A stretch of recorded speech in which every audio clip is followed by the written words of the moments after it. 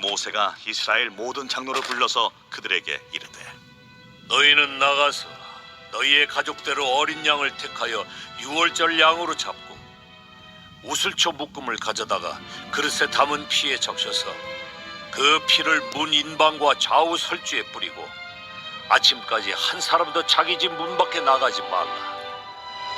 여호와께서 애굽 사람들에게 재앙을 내리려고 지나가실 때에 문 인방과 좌우 무설주의 피를 보시면 여호와께서 그 문을 넘으시고 멸하는 자에게 너희 집에 들어가서 너희를 치지 못하게 하실 것임이니라.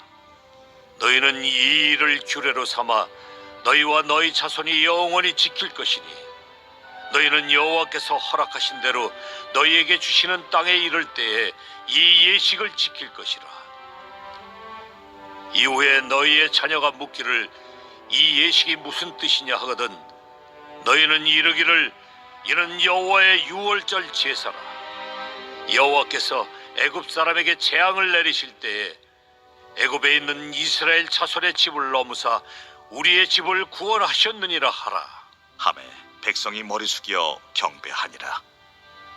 이스라엘 자손이 물러가서 그대로 행하되 여호와께서 모세와 아론에게 명령하신 대로 행하니라. 밤중에 여호와께서 애굽 땅에서 모든 처음 난 것 곧 왕위에 앉은 바로의 장자로부터 옥에 갇힌 사람의 장자까지와 가축의 처음 난 것을 다 치심해 그 밤에 바로와 그 모든 신하와 모든 애굽 사람이 일어나고 애굽에 큰 부르짖음이 있었으니 이는 그 나라에 죽임을 당하지 아니한 집이 하나도 없었음이었더라. 밤에 바로가 모세와 아론을 불러서 이르되 너희와 이스라엘 자손은 일어나 내 백성 가운데에서 떠나 너희의 말대로 가서 여호와를 섬기며 너희가 말한 대로 너희 양과 너희 소도 몰아가고 나를 위하여 축복하라. 애굽 사람들은 말하기를 우리가 다 죽은 자가 되도다 하고 그 백성을 재촉하여 그 땅에서 속히 내보내려 하므로 그 백성이 발교되지 못한 반죽 담은 그릇을 옷에 싸서 어깨에 매니라. 이스라엘 자손이 모세의 말대로 하여 애굽 사람에게 은금 패물과 의복을 구하매 여호와께서 애굽 사람들에게 이스라엘 백성에게 은혜를 입히게 하사 그들이 구하는 대로 주게 하심으로 그들이 애굽 사람의 물품을 취하였더라. 이스라엘 자손이 라암셋을 떠나서 숫곳에 이르니 유아 외에 보행하는 장정이 60만 가량이요 수많은 잡족과 양과 소와 심이 많은 가축이 그들과 함께하였으며 그들이 애굽으로부터 가지고 나온 발교되지 못한 반죽으로 무교병을 구웠으니 이는 그들이 애굽에서 쫓겨남으로 지체할 수 없었으며 아무 양식도 준비하지 못하였음이었더라. 이스라엘 자손이 애굽에 거주한 지 430년이라 430년이 끝나는 그날에 여호와의 군대가 다 애굽 땅에서 나왔은즉 이 밤은 그들을 애굽 땅에서 인도하여 내심으로 말미암아 여호와 앞에 지킬 것이니 이는 여호와의 밤이라. 이스라엘 자손이 다 대대로 지킬 것이니라. 여호와께서 모세와 아론에게 이르시되 유월절 규례는 이러하니라. 이방 사람은 먹지 못할 것이나 각 사람이 돈으로 산 종은 할례를 받은 후에 먹을 것이며 거류인과 타국 품꾼은 먹지 못하리라. 한 집에서 먹되 그 고기를 조금도 집 밖으로 내지 말고 뼈도 꺾지 말지며 이스라엘 회중이 다 이것을 지킬지니라. 너희와 함께 거류하는 타국인이 여호와의 유월절을 지키고자 하거든 그 모든 남자는 할례를 받은 후에야 가까이 하여 지킬지니 곧 그는 본토인과 같이 될 것이나 할례 받지 못한 자는 먹지 못할 것이니라. 본토인에게나 너희 중에 거류하는 이방인에게 이 법이 동일하니라 하셨으므로 온 이스라엘 자손이 이와 같이 행하되 여호와께서 모세와 아론에게 명령하신 대로 행하였으며 바로 그날에 여호와께서 이스라엘 자손을 그 무리대로 애굽 땅에서 인도하여 내셨더라.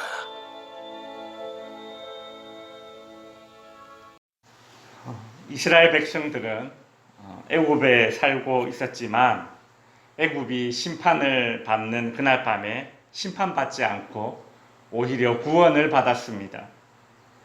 이 일은 보통 일이 아닙니다. 자신들만 살았다고 기뻐하고 끝낼 일이 아니었습니다. 그래서 하나님은 24절에 보시면 너희는 이 일을 규례로 삼아 너희와 너희 자손이 영원히 지킬지니라 라고 말씀하십니다. 훗날에 자녀들이 아버지, 어머니, 할머니, 할아버지 왜 유월절을 지키나요? 왜 어린 양의 피를 문가에 바르나요?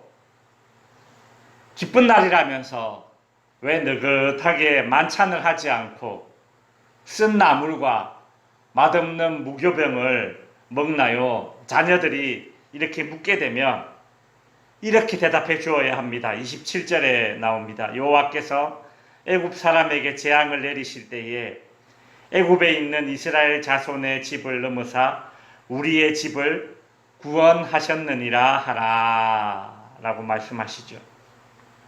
성도 여러분, 이것이 무엇입니까? 신앙이 계승되어야 한다라는 것입니다. 가훈도, 가풍도, 유산도 물려주면 좋겠지만 신앙을 물려주어야 하는 것이죠. 그러니 오늘 내 자녀나 혹은 한 교회에 다니는 신앙의 후손들에게 믿음의 본을 가르쳐야 합니다. 이스라엘 자손들이 그들의 후손들에게 유월절을 가르쳤듯이 말입니다. 그 가르침은 말로 하는 것이 아닙니다. 유대인들이 자녀들이 보는 앞에서 양을 잡아서 피를 바르고 자신도 직접 쓴 나물과 맛없는 무교병을 먹듯이 행동으로 보여주어야 신앙의 계승이 일어나는 것이죠. 오늘 우리가 하나님의 말씀에 순종하는 삶을 통해서 자녀들과 교회의 믿음의 후손들에게 말씀의 소중함을 가르칠 때에 삶으로 하나님의 말씀을 순종해낼 때에 그때에 신앙의 계승이 이루어지기 시작하는 것입니다. 하나님께서 모세에게 예언하신 대로 애굽의 모든 장자를 다 치셨습니다. 바로 왕의 장자도 그날 밤에 죽습니다. 그러자 바로는 밤에 모세와 아론을 불러 애굽을 급히 떠나라고 요구를 합니다.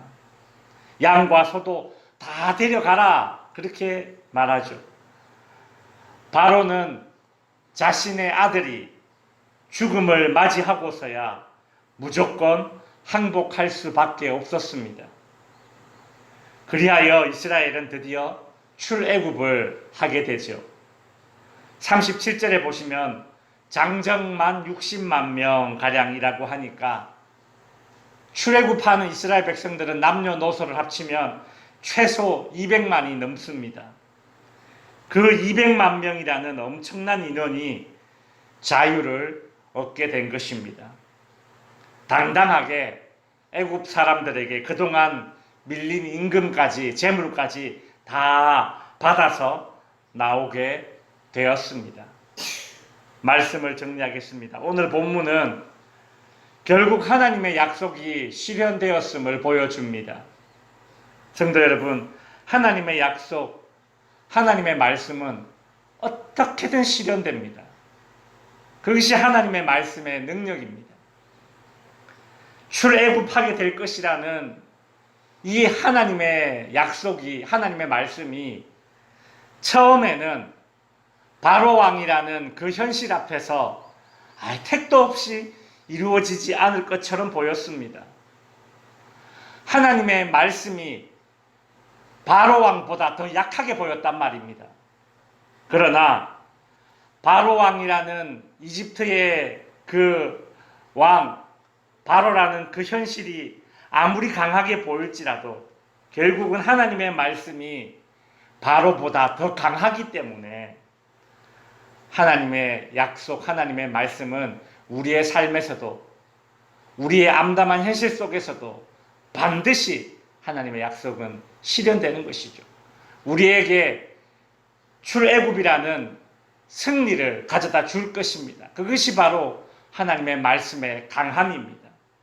성도 여러분, 바로라는 현실보다 더 약하게 보이는 그런 하나님의 말씀이라 할지라도 그 하나님의 말씀을 붙잡으십시오. 그렇다면 내 주변에 아무리 변하지 않을 것 같은 현실이라 하더라도 하나님께서 그것을 무너뜨리시고 바꾸시고 오늘 본문을 통해서 우리가 확신할 수 있듯이 하나님의 말씀이 더 강하다는 것을 우리 모든 성도님들의 삶 가운데서 새삼 다시 한번 느끼며 그 하나님의 말씀의 강함을 체험할 수 있는 그런 우리 덕지교회 성도님들 될 수 있기를 주님의 이름으로 축원드립니다.